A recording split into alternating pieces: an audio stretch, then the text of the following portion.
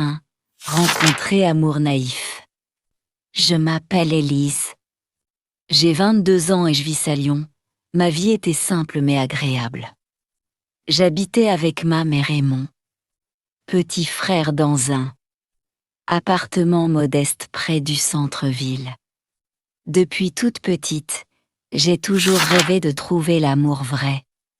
J'imaginais quelqu'un qui me comprendrait, m'aimerait pour moi-même et non pour ce que je possède ou ce que je peux lui offrir. Je me souviens du jour où j'ai rencontré Marc, c'était un jeudi après-midi. Le soleil brillait doucement et les rues de Lyon étaient pleines de vie. Je me promenais près du parc de la Tête d'Or, mon endroit préféré pour réfléchir ou se dessiner. Marc était là, assis sur un banc, en train de lire un livre. Il avait un sourire qui semblait réchauffer tout autour de lui. Quand nos regards se sont croisés, j'ai senti quelque chose de spécial.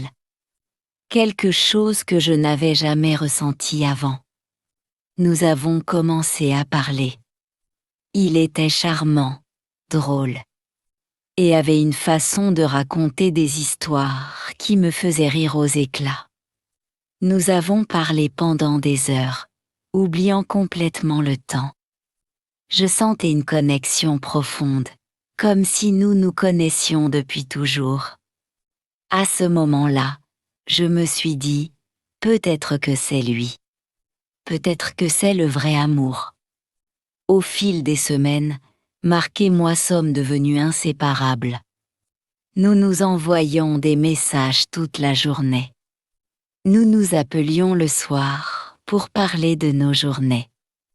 Il m'invitait dans de petits cafés, me racontait ses rêves et me posait des questions sur les miens.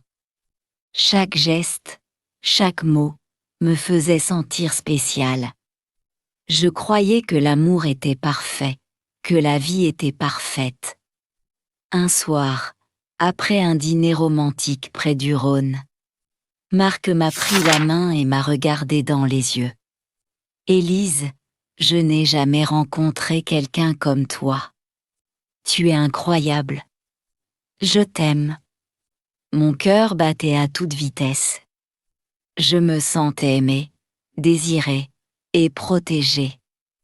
Je pensais avoir trouvé mon prince charmant. Je ne pouvais pas imaginer que cette personne, que je croyais sincère, pourrait un jour me trahir. Pourtant, au début, les petites demandes d'argent ont commencé. Il disait, j'ai eu un problème avec ma banque. Peux-tu m'aider juste cette fois? Je voulais l'aider. Je l'aimais. Je pensais que c'était normal d'aider la personne qu'on aime.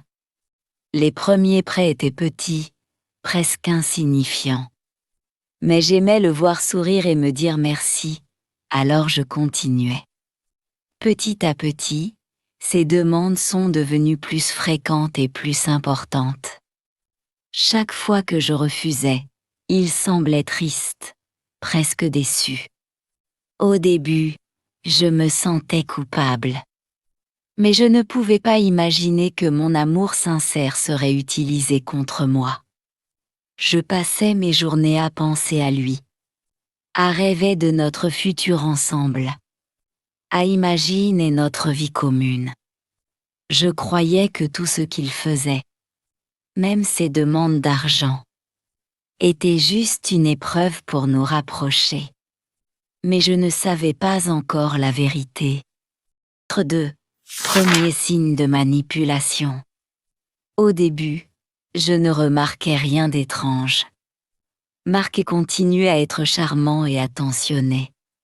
Il m'offrait des fleurs, m'invitait à dîner, et passait des heures à me parler de son enfance, de ses rêves, de ses passions. Je l'écoutais avec admiration, me disant que j'avais trouvé un amour rare.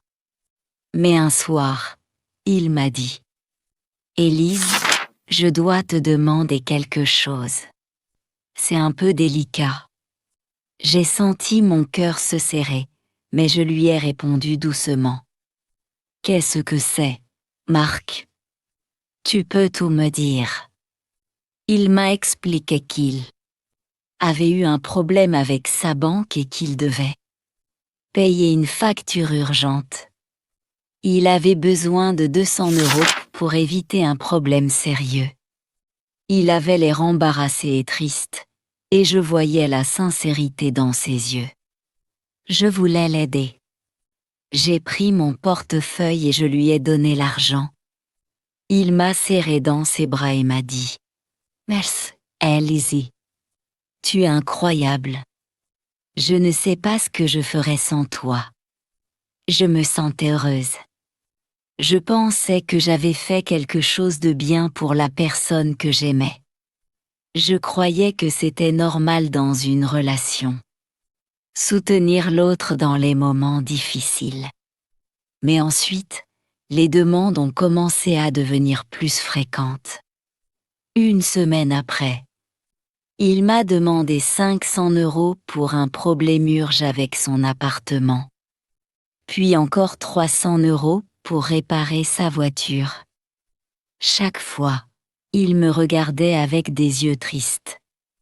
Comme si le monde entier était contre lui et que moi seule pouvais l'aider. Je commençais à sentir un mélange de confusion et de malaise. Mon cœur disait « Aide-le ». Tu l'aimes, mais mon esprit commençait à se poser des questions. Pourquoi ces problèmes célestes toujours urgents et financiers? Est-ce normal? Je parlais parfois de ces sentiments à ma meilleure amie, Sophie. Elle me disait « Élise, fais attention. Tu donnes beaucoup d'argent et il continue à te demander plus. Une relation saine ne devrait pas fonctionner comme ça. » Mais je ne voulais pas entendre. L'amour me rendait aveugle. Je voulais croire que Marc était honnête et qu'il m'aimait vraiment. Chaque sourire qu'il me lançait effaçait mes doutes. Je me disais, peut-être qu'il traverse juste une période difficile. Je dois l'aider.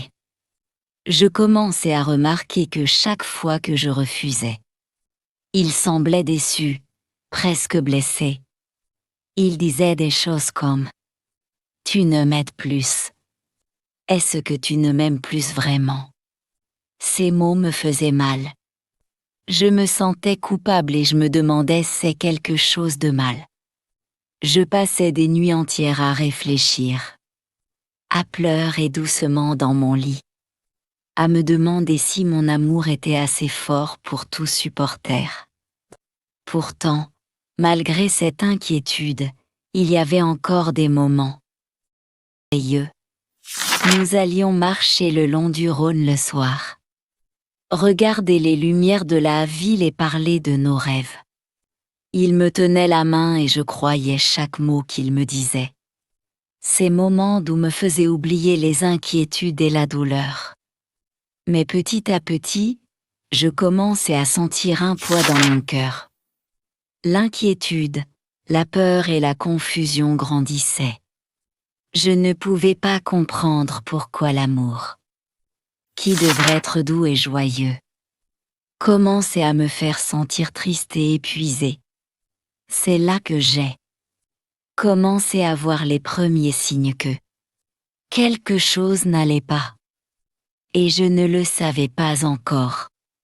Ce n'était que le début d'une douleur plus profonde qui allait bientôt bouleverser ma vie. Chapitre 3. Découverte de la vérité. Je n'oublierai jamais ce jour. C'était un samedi matin. Le soleil entrait doucement dans ma chambre. Et j'avais décidé de me lever tôt pour préparer un café et regarder mes messages. Marc n'avait pas répondu à mes appels depuis la veille, ce qui était inhabituel. Un malaise étrange s'installait dans mon cœur. Mais je me suis dit, peut-être qu'il est juste occupé. Puis, sans réfléchir vraiment, j'ai vu son téléphone sur la table du salon. Il l'avait oublié en venant chez moi la veille. Mon cœur a battu vite. Mais une petite voix à l'intérieur de moi m'a dit « Regarde juste. Juste pour savoir si tout va bien. » J'ai ouvert son téléphone. Et là, tout s'est effondré. Des messages, des conversations avec ses amis, où il parlait de moi et de mon argent. Il disait des choses comme « Elle est parfaite pour l'argent. Je vais continuer à la manipuler. Je ne l'aime pas vraiment. Elle ne se doute de rien. » J'ai senti un froid glacial parcourir mon corps. Mes mains tremblaient, mon cœur semblait s'arrêter. Je ne voulais pas croire ce que je voyais. J'ai relu les messages plusieurs fois, espérant que c'était une erreur, un malentendu. Mais tout était clair. Il ne m'aimait pas. Il voulait juste mon argent. Les larmes ont commencé à couler. Je me suis effondrée sur le canapé, incapable de respirer correctement. La trahison était si profonde que j'avais l'impression que le monde entier s'écroulait autour de moi. Comment quelqu'un que j'aimais tant pouvait-il être si cruel? Comment Navaguer était si naïve? Je me souvenais de chaque sourire, chaque mot doux, chaque promesse. Tout n'était qu'un mensonge. Tout ce que je croyais amour était une illusion. La douleur était insupportable.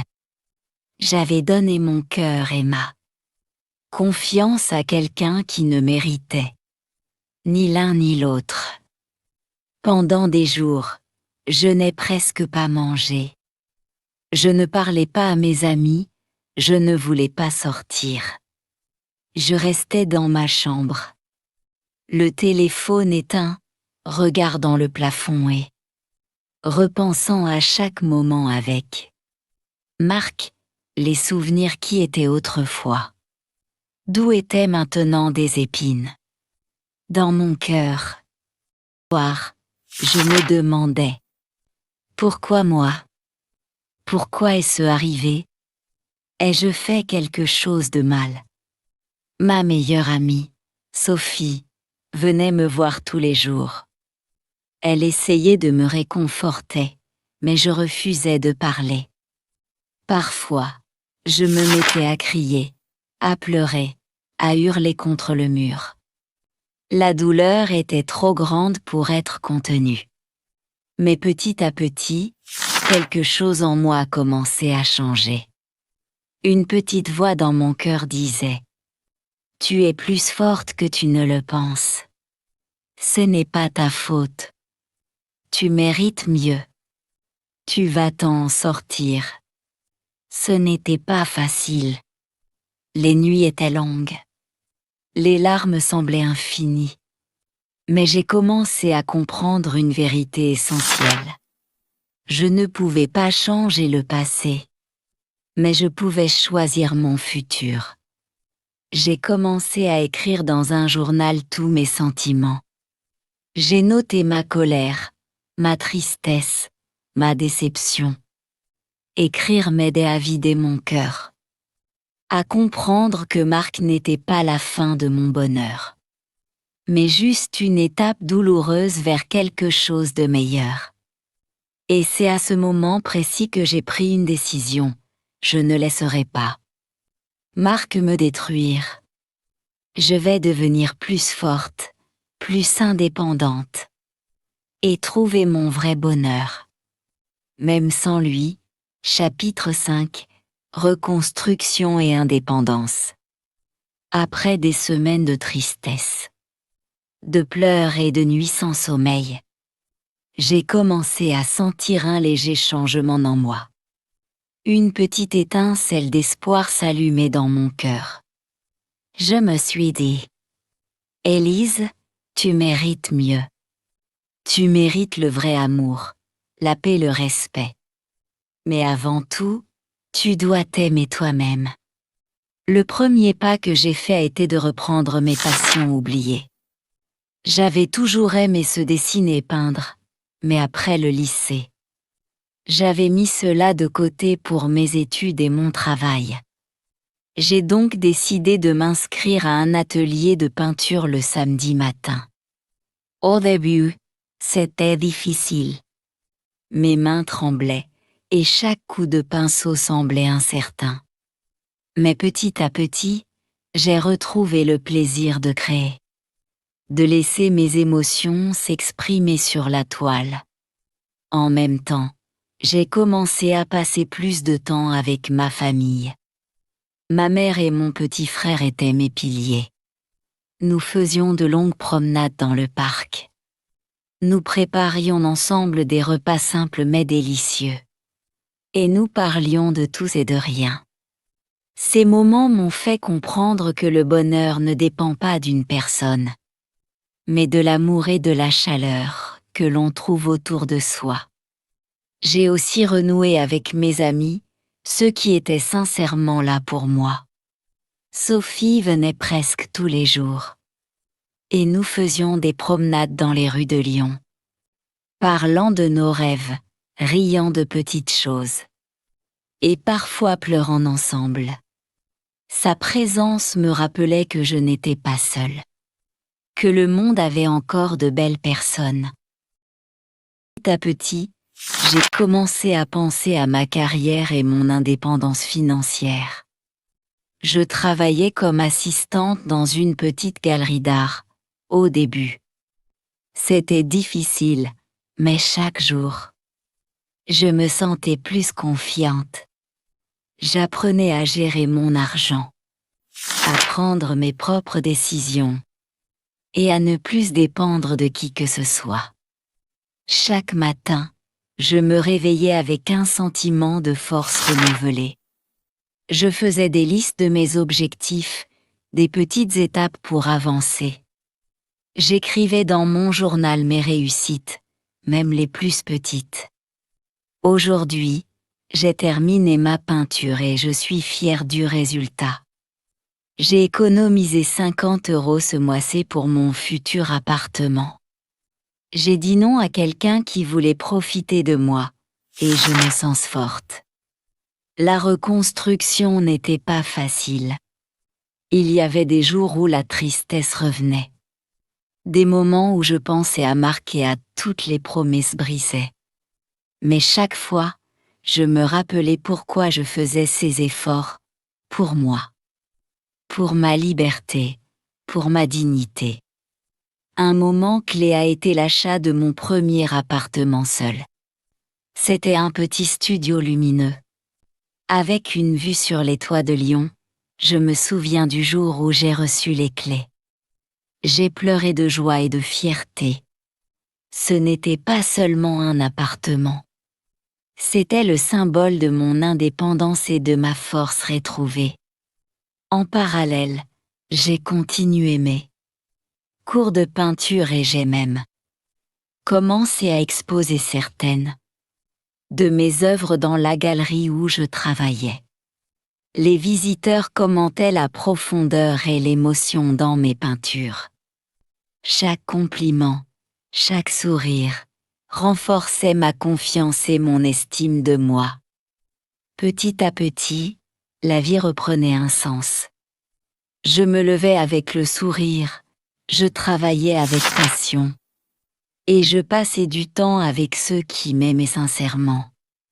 Je me sentais libre de choisir mes amis, mes relations et mes décisions. Je savais que personne ne pouvait plus me manipuler ou profiter de moi. Et un jour, en regardant le Rhône au coucher du soleil, j'ai réalisé quelque chose de puissant. Je n'ai plus besoin de Marc, sa trahison ne me définit pas. Ma vie est belle, et je suis heureuse. Forte et indépendante, chapitre 6, nouvelle vie et réussite. Ma nouvelle vie a commencé doucement. Comme un matin calme après une longue nuit de tempête. Je ne pleurais plus en me réveillant. Je souriais. Je respirais profondément. Je sentais la paix revenir dans mon cœur. Je vivais maintenant seule dans mon petit appartement lumineux. Chaque objet dans cet appartement avait une valeur spéciale, pour moi. Les rideaux blancs, la petite table ronde, la plante verte près de la fenêtre. Tout me rappelait que j'avais construit cette vie toute seule. Chaque matin, je préparais mon café. J'ouvrais la fenêtre, et je regardais Lyon se réveiller. Les bus, les passants, les lumières du matin. Je me sentais vivante. Au travail, dans la galerie d'art. On a commencé à remarquer mon sérieux et ma passion. Mon patron me faisait confiance. Il me donnait plus de responsabilités.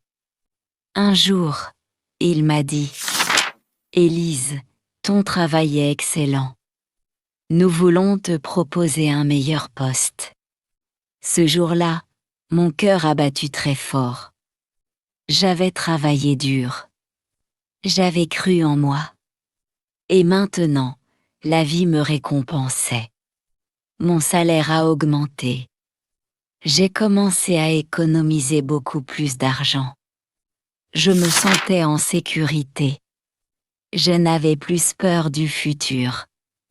Petit à petit, j'ai commencé à voyager. Je suis allée à Paris, puis à Nice, puis même en Espagne.